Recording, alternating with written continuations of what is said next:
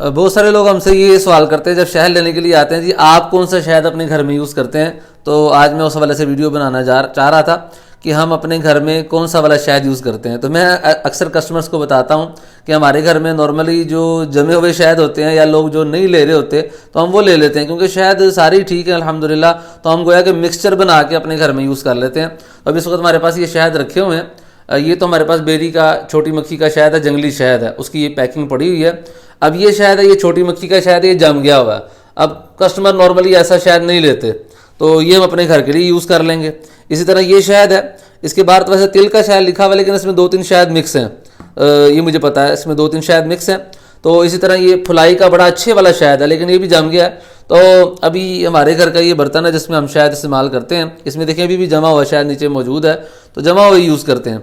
अब इसको हल्का सा ओवन करेंगे दोनों शहद को, इसको तो ओवन करने की इतनी ज़रूरत नहीं है। इसको ओवन करेंगे, थोड़ा सा चंद 1 सेकंड लगाएंगे और फिर इस बर्तन में डाल के इसको सेट करते हैं, फिर आपको दिखाते हैं। ये देखें जी, हमने शहद जो है ना वो इसमें बर्तन में डाल दिया है।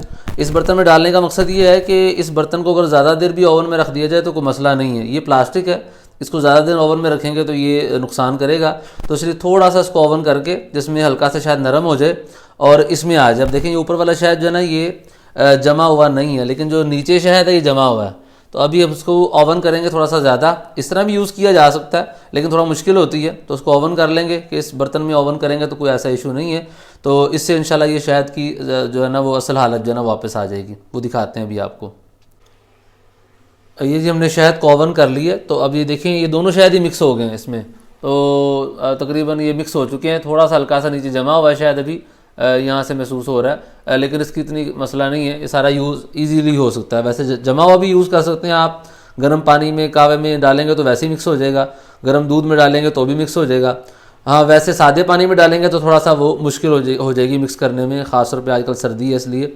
तो इसको गर्म यूँ कर लेंगे तो ये ठीक हो जाएगा, कोई ऐसा इशू नहीं है। आप इस तरह भी इसको घर में यूज़ कर सकते हैं। तो अल्हम्दुलिल्लाह हम भी अपने घर में इस तरह इसको इस्तेमाल करते हैं। तो अगर आप भी खालिस शहद हासिल करना चाहते हैं तो ज़रूर हमसे रब्ता करें। जज़ाकल्लाहु खैरा। अस्सलामु अलैकुम वरहमतुल्लाहि वबरकातुहू।